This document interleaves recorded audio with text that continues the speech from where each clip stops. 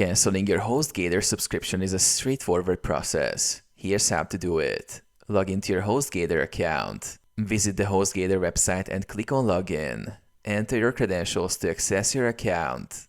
Access the billing section.